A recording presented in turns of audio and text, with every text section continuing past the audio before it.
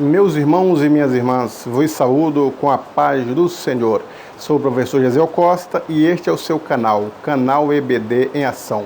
Um canal feito especialmente para você, professor e professora, aluno e aluna, e a todos os simpatizantes da Escola Bíblica Dominical. O objetivo do canal é exatamente este: ajudar e nortear você com subsídios teológicos, subsídios sociais, subsídios históricos, todos os subsídios que pudermos disponibilizar para que você tenha uma boa aula, nós estaremos aqui disponibilizando no canal EBD em Ação. Quero agradecer a você que é inscrito no canal. Agradeço pela tua inscrição, te agradeço pelos teus likes, te agradeço pelos teus comentários e pela tua divulgação do nosso trabalho. E você que está acessando pela primeira vez o canal EBD em Ação e ainda não é um inscrito, eu convido-te, venha inscrever-se no nosso canal. Observe no canto direito do seu vídeo que vai ter a palavra com letras brancas inscrever-se. Clique nela e torne-se um inscrito do nosso canal. Tornando-se um inscrito, você vai assistir os vídeos do canal. Se gostar dos vídeos aula, dê bastante joinha, bastante like, dizendo gostei. E você pode divulgar, pode comentar. Sempre que posso, estou respondendo os comentários dos nossos alunos aqui no canal EBD Ação. Você também pode ativar o sininho que está no canto direito aí. Você veja o sininho, clique nele, então você ative o sininho, porque quando você ativa o sininho, toda vez que eu postar vídeos novos aqui, e eu posto toda semana, você vai receber uma notificação como se alguém estivesse dizendo: corre no canal porque tem vídeos novos. Aí você vai assistir esses vídeos em primeira mão. E assistindo, não se esqueça, dê um like, dê um joinha, depois você pode divulgar, comentar e compartilhar nas suas redes sociais estes vídeos. Você também pode estar acessando vídeos de trimestres passados, vídeos de trimestres de anos anteriores. Eles estão disponíveis através de playlists, que são pastas que dentro de cada pasta está o trimestre inteiro de vídeos, aulas comentados. Acesse ali, assista, dê o joinha, divulgue e compartilhe no nosso canal. Sempre será você bem-vindo ao nosso canal EBD em Ação. Divulgue, fale para os seus amigos, para os seus irmãos que há um canal de Escola Bíblica Dominical comentando as lições bíblicas para que você tenha subsídio, tenha algo a mais, possa acrescentar no seu plano de aula, no seu plano de ensino, e assim você vai para a sala de aula, vai dar uma aula de qualidade, os alunos vão sentir-se cada vez mais interessados pelas suas aulas, aprenderão cada vez mais das palavras que você possa falar, principalmente a palavra de Deus, e eles então atingirão a maturidade cristã.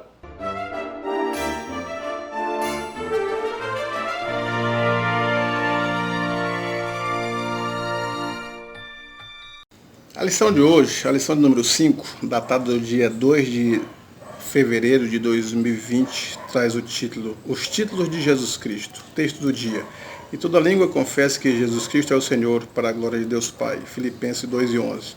A síntese: o conhecimento claro e seguro de quem o Senhor Jesus é, através dos seus vários títulos, tem o poder de trazer à luz a solução para vários aspectos relevantes da pessoa do Salvador do mundo. Filho do homem, essa expressão, aparece muito no Antigo Testamento, o Filho do Homem, quanto também no Novo Testamento. Há várias referências sobre, e até a autorreferência de Jesus falando sobre o Filho do Homem. Então essa expressão Filho do Homem expressa exatamente a humanidade de Cristo. É bom que se diga que Jesus já existia antes de ser o Verbo encarnado. Ele estava no céu. A Bíblia não mostra a origem, porque ele é o princípio, ele é o alfa e o ômega. Então, no eterno passado, ele é Deus. Então, ele não tem princípio e nós não conseguimos pensar sobre isso. Até o próprio salmista Davi, ele diz assim, quando ele estava tentando compreender a onisciência de Deus: se eu for e fiz estabelecer meu ninho nas estrelas, lá tu estarás. Se for nas profundezas dos mares, lá tu estarás. De repente ele diz assim: tal ciência é maravilhosíssima demais para mim, de tal forma que eu não posso entender. Então o salmista está tentando compreender os atributos da divindade e é impossível a mente humana entender sobre Deus. A mente é finita, é limitada e Deus é infinito. E agora falar sobre o princípio de Deus, como ele surge, essas perguntas nós não temos resposta por enquanto. Agora, ele já existia no eterno passado, mas ele se fez carne.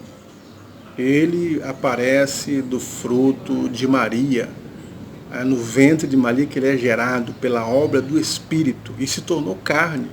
Crianças, ele cresce como uma criança normalmente, precisou de amamentação, precisou de cuidados, aprendeu as primeiras. Lucas diz assim que ele crescia para com Deus, crescia para com os homens, crescia em entendimento, o crescimento natural de um ser humano. E ele não foi incomodado de forma nenhuma por ser reconhecido como homem. Como homem ele cansou-se, como homem ele fadigou-se, como homem sentiu fome, como homem, tantas as coisas que nós fazemos que ele também fez. A única diferença é que ele não tinha, não teve, não tem pecado. Então quando a expressão aparece filho do homem, mostra exatamente a natureza de Cristo. Mostra exatamente que ele tinha natureza humana. Tema de debate dos gnósticos, tema de debate de tantos outros nos tempos passados. Então, nós ainda continuamos estudando sobre a natureza do Criador. Então, Filho do Homem expressa exatamente um dos atributos de Cristo, uma das naturezas do Criador. 100% homem. Interessante que Cristo ele não se incomodava quando as pessoas reconheciam ele como um homem perfeito. Aí é o filho do carpinteiro. Aí ele vem de Nazaré. A descendência dele é de Nazaré. É o filho de Maria. Nós não vemos esse incômodo. Não vemos esse incômodo. Agora nós vemos ele mostrando para os homens, quando achavam que ele só tinha natureza humana, quem que é esse que pode perdoar pecado? Homem nenhum pode perdoar pecado, só Deus. Então ele perdoa o pecado para mostrar que tem a parte divina e faz os milagres que para os humanos são impossíveis. Então ele deixa claro também a sua parte divina. Interessante é que muitas pessoas, muitos pastores, se escandalizam quando o seu colega diz que está cansado, que precisa de férias. Às vezes o estresse, às vezes a ansiedade, alguns até a depressão. Isto prova que somos humanos. Não há perigo nenhum reconhecermos que somos humanos, somos limitados e que os humanos também erram e que todos os personagens que a Bíblia descreve, desde Adão até João, têm os seus erros. Erros porque somos humanos. Só Cristo, que o escritor Hebeu diz que a diferença era essa, sem pecado, sem erros. Somente Ele. Então isso mostra a nossa humanidade. Não há pecado nenhum, não é defeito, não é nada negativo. Um líder errar e reconhecer o seu erro. Eles não podem ser semideuses, ser Deus, querer ser Deus, querer usufruir do poder como se fosse o próprio Deus. Isso aí lembra Nabucodonosor e tantos outros personagens que tentaram, achavam que era Deus, como o rei de Tiro. Quantos homens líderes se acham no aspecto de ser o todo-poderoso, de mandar em tudo, estar acima de leis, e não são deuses, são humanos. Tópico 2, o filho de Davi, a realeza de Jesus. Ele como rei não veio para estabelecer um reino militar como esperavam os judeus. Os judeus esperavam que ele viesse montado a cavalo com uma equipe de soldados prontos para libertar os judeus dos jugos de Roma, da liberdade. Mas ele não veio nesse aspecto. Ele era rei porque veio dominando os corações. E o reino de Deus começa em nosso coração. Se alguém me ama, guardará minha palavra, meu Pai o amará. Viremos para ele, faremos dele morada. Aqui começa o reino. Por isso que Paulo diz assim, agora vivo não mais eu, mas Cristo é quem vive em mim. Por quê? Porque agora ele está reinando na alma, no coração de Paulo. Se ele é o dono, se ele mora em nós, ele é o dono. Então ele é o rei. Então ele reina, ele domina. Paulo diz assim, que nós somos templos de Deus. Na escritura Bíblia fala que nós somos casa de Deus, morada de Deus. Então ele mora, ele manda, ele é o rei. E daqui para fora, o reino de Deus é libertar as pessoas das garras do diabo e trazer para o reino do Filho do seu amor. Ele disse em Mateus 12, 28, seu esposo demônio porque é chegado a vós o reino de Deus. Então, libertar as pessoas das garras do diabo, dos vícios, do inferno e trazer para o reino da luz é reino de Deus. E o reino vai culminar, sim, no reino político, que é os 1000 anos, que nós acreditamos ser literal. Nós somos pré-milenistas, dispensacionalistas, e acreditamos que os 1000 anos é Cristo reinando sobre este mundo, mostrando como que se reina com equilíbrio, com equidade, com igualdade social e etc., que tantos conseguiram, tantos tentaram e não conseguiram. O poder de cura do filho de Davi é que Cristo tinha a plenitude do Espírito, todos os dons espirituais estavam sobre ele, tinha todos os dons, a plenitude, a medida completa. Hoje nós temos alguns dons, tem alguns que têm os dons de cura, outros têm os dons da palavra, etc., mas dificilmente uma pessoa só tem a plenitude do Espírito. Sobre Cristo desceu sobre ele com forma corpórea o Espírito de Deus, tinha a plenitude do Espírito, então todos os dons, então o poder de cura, curar não somente as enfermidades do corpo, mas a alma e restaurar o espírito do homem. Na entrada triunfal de Jesus, nós vemos o anúncio do rei. Quando eles cortaram palmas e puseram sobre os caminhos, lembrava os reis que voltavam das guerras, quando venciam seus algozes, eram recebidos com tapetes vermelhos, e atrás vinham os soldados, e mais atrás vinham os capturados pela guerra com anzóis, com correntes, e o povo cantava e enaltecia ao rei que havia ganho a guerra. Mas no dia da entrada triunfal de Jesus, ele entrou montado no jumento, entrou chorando, ele não estava rodeado de 1 milhão de soldados para libertar Israel das garras de Roma, mas estava rodeado dos párias da sociedade, eram os leprosos, os aleijados, os cegos, as prostitutas. E ele entra chorando porque Jerusalém não aceitou ele dessa forma, não entendeu o propósito, o mistério divino que ele veio trazer a libertação. Mas ali estava o rei, montado em um jumentinho, saudado pela multidão, a multidão que ele curou, que ele salvou, que ele libertou, porque ele de fato é o Rei dos Reis, Senhor dos Senhores. Terceiro ponto, Messias. Messias, Cristo, ungido. Messias no hebraico, Mexia, Christos do grego, que é o mesmo significado de ungido. Mas por que ungido? Por causa da unção. Qual que era o significado da unção? No Antigo Testamento eles deveriam fabricar a unção do óleo de azeite de oliva. Então quando eles macetavam o primeiro óleo límpido, era para a unção. Depois tornar macetar a azeitona um óleo não tão límpido, aí era para alimento. E outro óleo que já saía meio embranquecido era para sabão e por fim. Agora o primeiro óleo era considerado o óleo da unção. Quando se ungia as pessoas, não eram todas as pessoas, mas o sacerdote, o profeta, o rei, o juiz era ungido, o Espírito de Deus se apoderava da vida da pessoa para aquela funcionalidade. Se era profeta, prever o futuro, falar profecias, trazer o povo para dentro da palavra de Deus. Se era sacerdote, para julgar os pecados do povo mediante a lei, trazer as suas explicações e o entendimento da lei. Se era rei, reinar com equidade, como Salomão disse, sabedoria e entendimento para entrar e sair diante do povo. Pode observar que no dia que o profeta Samuel encheu o vaso de azeite e ungiu a cabeça de Davi, o texto diz, o Espírito de Deus se apoderou da vida de Davi. E que poderio que é esse? Que poder que proporcionava? Para a defesa, defender as ovelhas do urso, do leão, depois a destruir o gigante, depois o poder de liderança, de conduzir todo Israel mediante a palavra de Deus. Então o óleo era símbolo do Espírito de Deus, da unção do Espírito de Deus. E Cristo é chamado Messias. Por quê? Porque o texto diz que repousará sobre ele o Espírito do Senhor, o Espírito de sabedoria, o Espírito de entendimento, o Espírito de conselho, o Espírito de fortaleza, enfim, os 7 Espíritos que Isaías relata lá.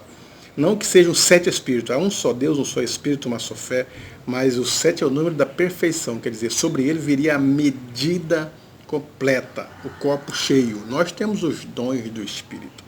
Temos revelações do Espírito, recebemos profecias do Espírito, são porções do Espírito. Agora, sobre Cristo veio o Espírito completo. No dia do batismo, este é meu Filho amado em quem me comprazo. E o Espírito de Deus veio sobre corpórea e repousou sobre ele. E agora o apóstolo Paulo está dizendo que repousará, que foi do agrado do Pai que toda a plenitude do Espírito nele habitasse. Toda a plenitude do Espírito? Todos os dons espirituais, todas as ações, todos os atributos, todos os frutos? Sim, tudo, o Espírito completo estava sobre Jesus. Então ele era ungido. Então, não por ser homem, principalmente, não por ser Deus que ele curava, não por ser Deus que havia os milagres, não por ser Deus que havia as curas, mas por causa do Espírito que estava nele.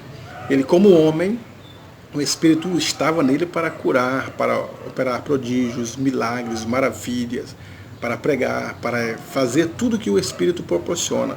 Agora, aquilo que o homem não poderia fazer, ele faria como Deus, porque ele não deixou de ser Deus. Apesar de não usar todos os atributos divinos enquanto esteve na Terra, a gente vê alguns atributos ele usando para perdoar pecados, para salvar as pessoas, recebendo adoração. Só Deus deve receber adoração, e ele recebeu adoração. Então ele fez uso de alguns aspectos da divindade, mas toda a sua vida era correspondida como 100% homem.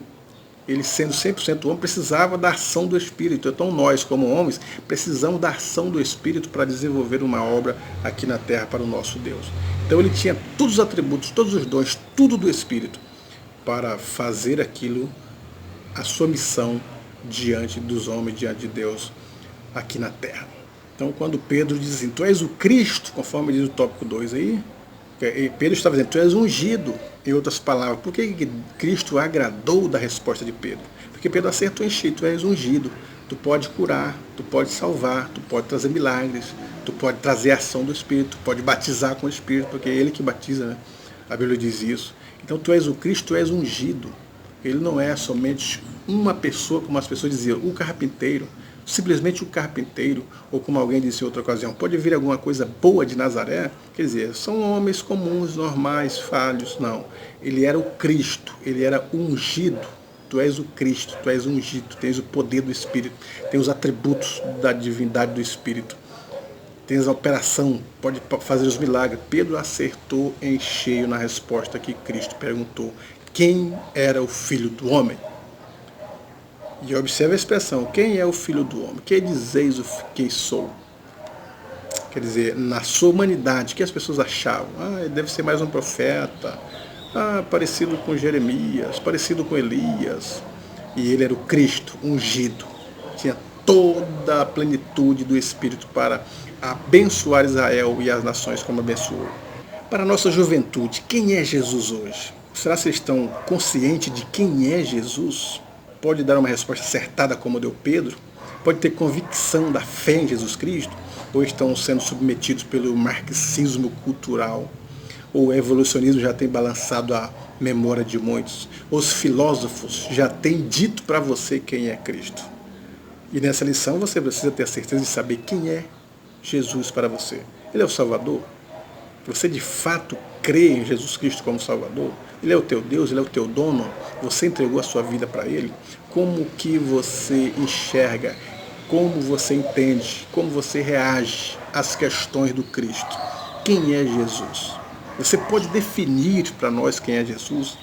Será se a juventude de hoje tem capacidade de responder com inteligência quem é Jesus? Ou com prioridade quem é Jesus? Ou com embasamento bíblico quem é Jesus para você? Quem é Jesus? Qual a importância dele? Será se é mais uma resposta que o mundo ajuda a te responder? É mais um profeta, uma pessoa boa, que fez grandes coisas enquanto esteve presente, tem grande contribuição com a sociedade, um grande profeta. Será que é somente isso? Ou nós temos uma resposta acertada como Pedro? Tu és o Cristo. Para você, quem é Jesus? Que o professor consiga tocar a alma dos nossos jovens, o coração dos nossos jovens, com essas perguntas, com esses ensinos, ou consiga melhorar o conceito que eles têm do seu próprio Deus, ou que levem ele, através dessas indagações, a buscar respostas em Cristo, a buscar resposta na Bíblia, para definir quem é Jesus para ele, para responder com equidade, quem é o seu Cristo.